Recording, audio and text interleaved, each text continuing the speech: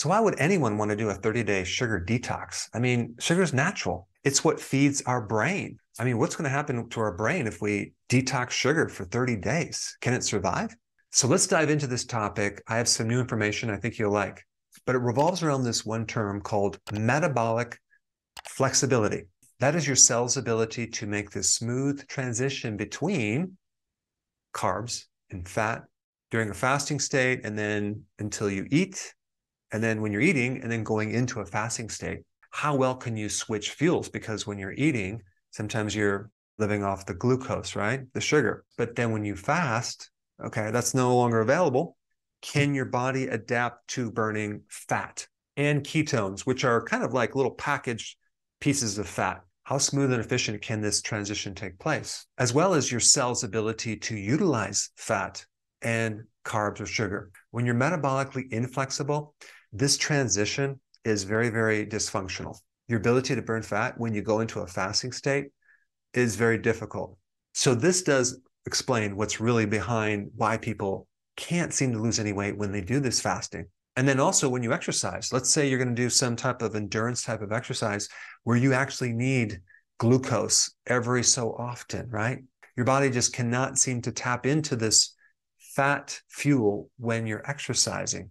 That means you're metabolically inflexible. So this metabolic inflexibility leads to diabetes, obesity, loss of muscle protein. That's called sarcopenia, because instead of burning fat, the body sometimes will start using muscle protein as its fuel. So the whole determination of what fuel your body is using is all dysfunctional. The fuel comes into the energy mitochondria and it doesn't get burned, and sometimes it doesn't get stored and it clogs things up. If you were to look at the mitochondria, as far as this little assembly line of turning food into energy, you'd find all sorts of bottlenecks and traffic jams. And this is what's really behind so many chronic illnesses, including cancer. So this really described what happened to me in my late 20s. Boy, I could not go for any period of time without needing a snack, or else I'd get highly irritable. Ask my wife. I remember one time we were doing all these things to try to get healthy, and I decided to do a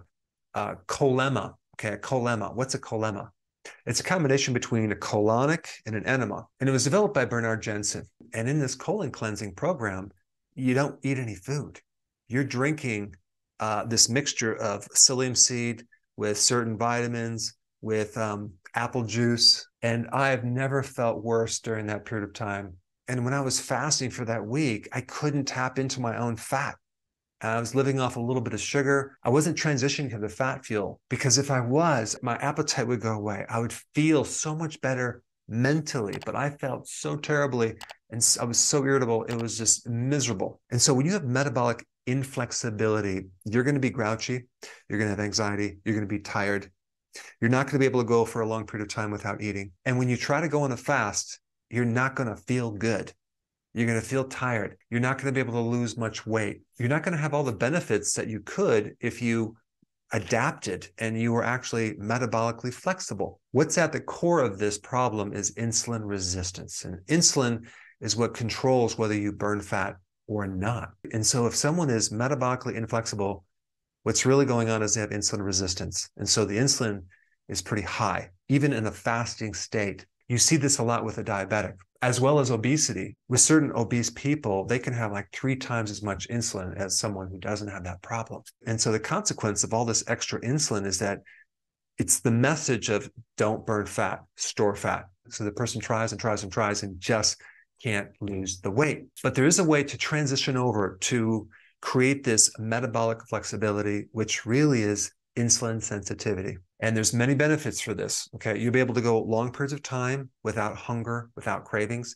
You'll be able to actually burn fat, which would be a great thing. And also your efficiency of burning sugar will be better too.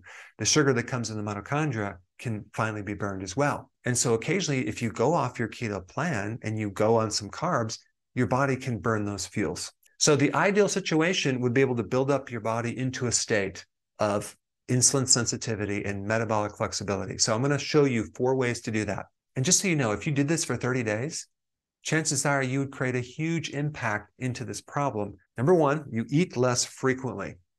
This goes against what people tend to tell you to do, right? Eat often to prevent hunger. Like this hunger is a bad thing, like you're starving. No, it's actually being hungry sometimes is a very healthy thing. It's in our genetics. We've been hungry for a very long time.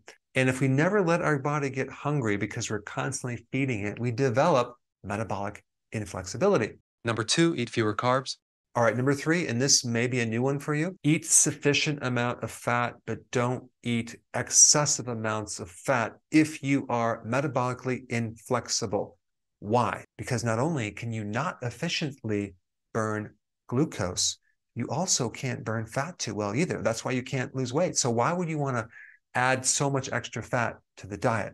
That would be a mistake. I'm not telling you to go low fat, but just don't add all these additional fats that so many people add into a ketogenic diet. I'll never forget the story of a friend of mine went on the ketogenic diet. First of all, his definition of keto was just a high-fat diet, right? And he didn't want to do intermittent fasting. So he made these fat bombs. They're like pure fat, coconut oil and butter and MCT oil and maybe a little almond oil. And he was just down in these all day long. I think the first week he gained 5 pounds. The second week, I think he gained 7 pounds. That is not what you want to do. So get your fat that normally comes with the meat, okay, or other things, but don't go low fat if you're doing cheese or something like that, but don't add additional fat. And that way we can get your body to tap into your own fat. That is the purpose of the fat, to provide for extra fuel during times when you're not eating. And so when you go on a fast and you eliminate glucose, now the body has no choice but to burn its own fat. And we can really screw this up if our meal is very high in fat, because now we don't give the system a chance to tap into our own fat. So let's say you're doing 2 meals a day and you're adding this extra MCT oil and these extra fats. And even if you're going 18 hours, okay, all that fat that you ate in the last meal is still not used up. How do you expect to ever lose weight? So I just wanted to emphasize that one point. Okay, number 4, exercise snacking. Now this is probably a new word for you. It was coined by someone back, I think, in 1970.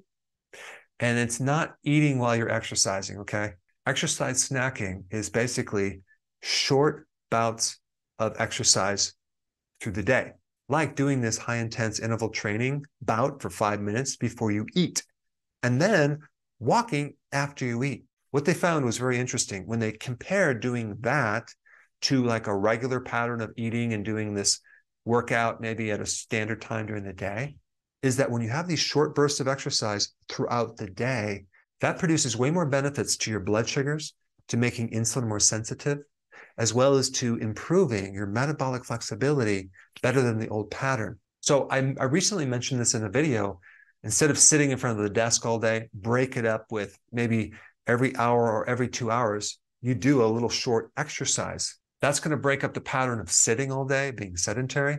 And it's also very doable because you're only spending like 5 minutes doing a workout. And if you want to take it to the next level, you can, instead of doing high intensity interval training, you can do a version of that called SIT, which stands for sprinting interval training, right? So this is like the flat out, full, high intensity, using the maximum intensity type exercise you can do, which is sprinting. And you're only going to be doing it for 10 seconds, right? And you rest for a period of time, do it for another 10 seconds, rest for a period of time.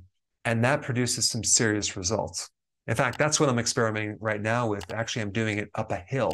I'm running or sprinting up a hill to add more resistance. And I can only go like 15 seconds and I'm done.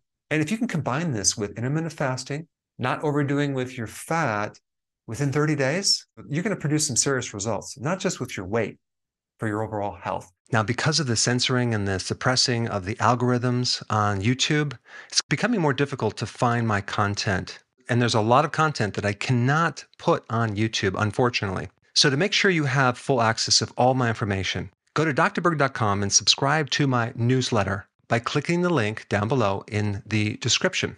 I will see you on the other side.